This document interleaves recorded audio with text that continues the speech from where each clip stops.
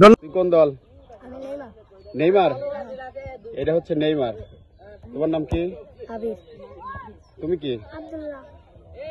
তোমার নাম? রায়হান। তোমার নাম? তোমার নাম? সিয়াম। তুমি? ফাহিম। তুমি? মাশরাফি।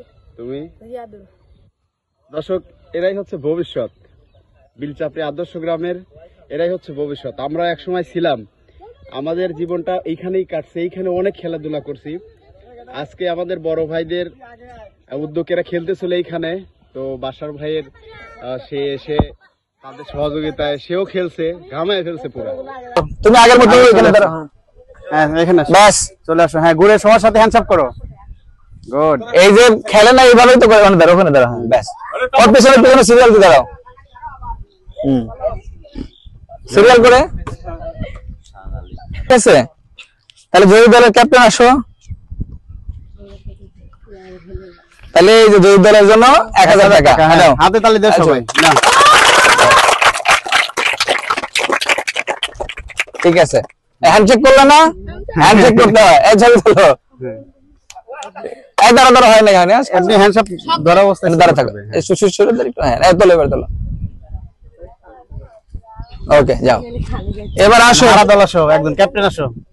ক্যাপ্টেন কে? তুমি ক্যাপ্টেন কে এই দলের? আসো, এই পাশে দাঁড়াও। এই যে তোমার টাকাটা ধরো, ধরো। হ্যাঁ ওকে না, হাতে তালি দাও সবাই। ওকে যাও, ঠিক আছে। এবার এক গোল দিছে যে, এক গোল, এক গোলে যাও। হ্যাঁ ধরো, গোলের 100। ওকে তুমি একটু সাইড দিয়ে দাঁড়াও। হ্যাঁ ইয়ে হয়ে যায়। হ্যাঁ এবার 2 গোল, এবার 2 গোলের 200। তাহলে দেখছো, ভালো করলে কিন্তু তার পুরস্কার বেশি হয়। ও 2 গোল দিছে জন্য 200 টাকা ওর। যাও নাও,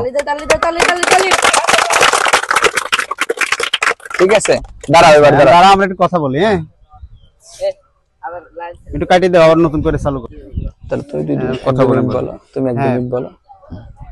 আচ্ছা একটা বলো। আজকের এই খেলা সুন্দরভাবে পরিচালনা হলো। আসলে সবাই আমরা যারা থাকি, ভাই আছে বাইরে থাকে, তো হঠাৎ করে এইখানে ওরা খেললে এত সুন্দর করে খেলতেছিল যে আমাদের সেই অতীতের যে স্মৃতি, সেই স্মৃতিগুলো মনে পড়ে গেল। তো ভাই ভাবলো যে ওদেরকে নিয়ে আসলে একটু খেলা ইয়ে করি, কারণ এরাই হচ্ছে ভবিষ্যৎ। সামনে নেক্সট জেনারেশন যেগুলো আসবে, এরাই হচ্ছে ভবিষ্যৎ। তো ওদেরকে যদি আমরা কিছু শিখাইতে পারি, এটাই হচ্ছে আমাদের সার্থকতা থাকবে।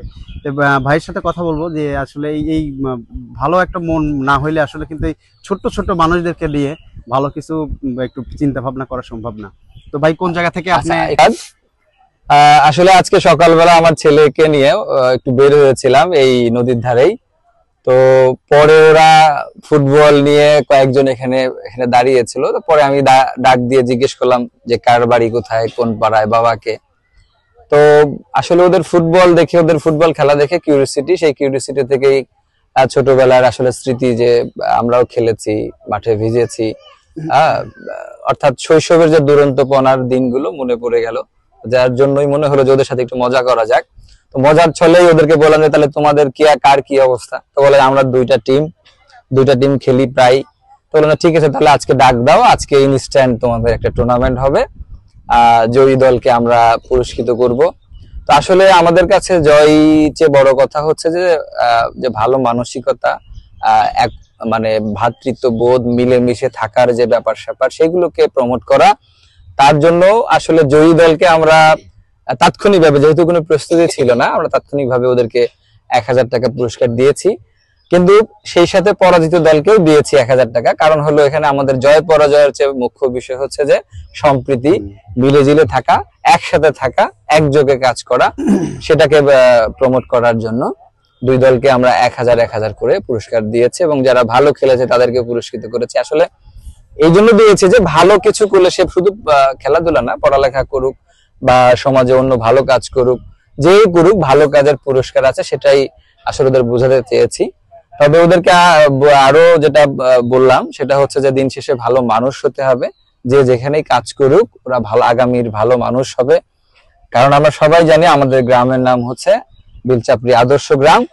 তো ওরা যারা আজকে এখানে খেললো আগামী দিনে ওরা বেলচাপড়ি আদর্শ গ্রামের আদর্শ সন্তান হোক, সেটা পড়ালেখার মাধ্যমে হোক, খেলাধুলার মাধ্যমে হোক, অথবা অন্য কোনো ব্যবসা বাণিজ্য চাকরি বাকরির মাধ্যমে হোক। তো সেটা থেকেই মূলত তাৎক্ষণিক ভাবে ওদেরকে নিয়ে একটু মজা করা।